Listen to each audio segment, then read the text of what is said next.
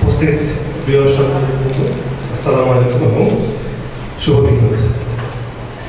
আজ আমরা এখানে উপস্থিত হয়েছি একটি ঘটনা সম্পর্কে আপনাদেরকে বিস্তারিত জানানোর জন্য।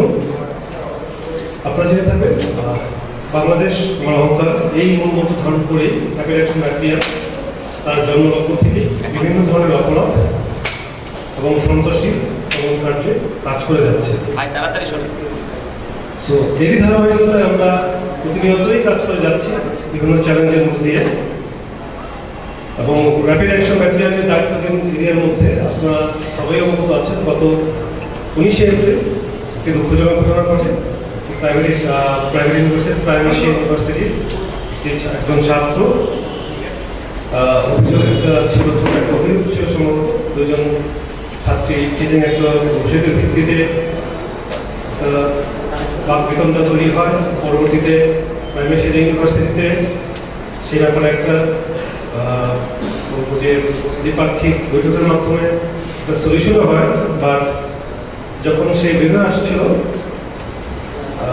প্রাইভেট অন্য কিছু ছাত্র জানার মধ্যে যে দুই ছাত্রী স্কলার্সের স্টুডেন্ট ছিল তাদেরই পরিচিত ফ্রেন্ড, তাদের মাধ্যমে প্রাইভেট কিছু ছাত্র এবং বহিরাগত কিছু কয়েকজন এসে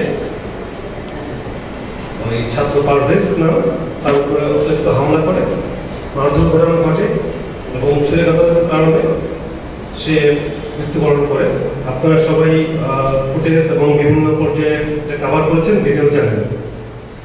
আমরা ঘটনাটা দেখার পরে আমাদের দায়িত্বপূর্ণ এলাকাতে যে CPC-1 কোম্পানি ছিল, কোম্পানি কমান্ডার জাকির এবং স্কট কমান্ডার ছিলেন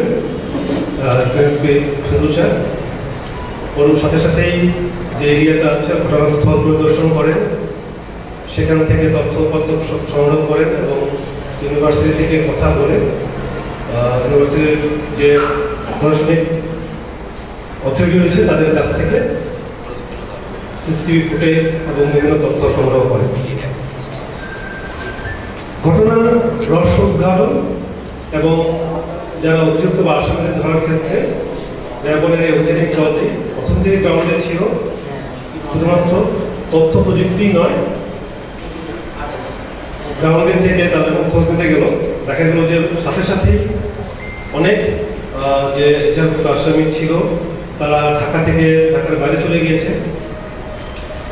পরিপ্রেক্ষিতে আমরা আমাদের অন্যান্য ব্যাটালিয়ন এবং আমাদের তথ্য প্রযুক্তি গোয়েন্দা কার্যক্রমকে শক্তিশালী করি, যার ফলশ্রুতিতে 20 তারিখে মামলা হয়। তার পরবর্তীতেই আমরা প্রথমেই যে 1 নম্বর আসামি যাকে নিয়ে আজকে আমরা এখানে উপস্থিত হয়েছি, যার বিষয়ে আমরা ব্রিফ করছি,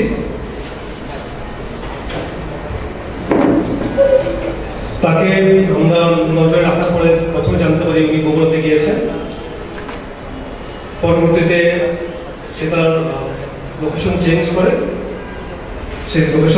করে, চলে যায় গাইবান্ধাতে এবং আমাদের গাইবান্ধার যে র্যাপিড অ্যাকশন ব্যাটালিয়ন রয়েছে পার্টি, তাদের সহায়তায় এবং প্রযুক্তিগত সহায়তার মাধ্যমে আমরা গতকাল তাকে আটক করতে সমর্থ হই।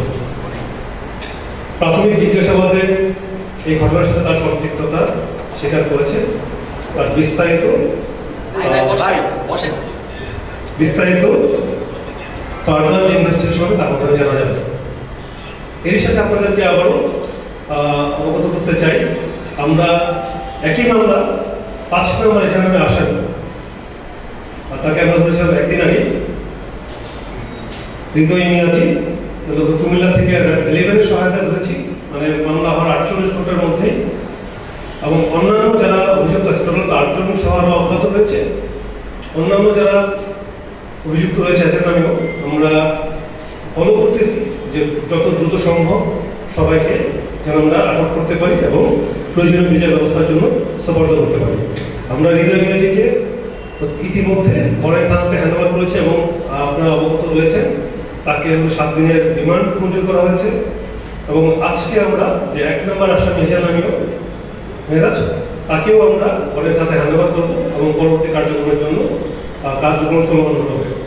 একই সাথে বাকি যে সকল নিজের নামে আসামে রয়েছে তাদেরকেও গ্রেফতার করার জন্য আমাদের অভিযান চলমান। আমরা আশা করছি অতি দ্রুত আরো কয়েকজনকে আমরা আটক করতে সমর্থ হব। তার মাধ্যমে আমরা আশা করি এই অনাবৃত যে ঘটনাটা ঘটেছে, দুঃখজনক যে ঘটনাটা ঘটেছে, সেটার মূল রহস্য উদ্ধারণে সম্ভব হবে। আশা করি এর চেয়ে বেশি ডিটেল এই মুহূর্তে আমাদের পক্ষে দেওয়া সম্ভব হচ্ছে না। আপনাদের পক্ষ থেকে যদি কিছু বলা বা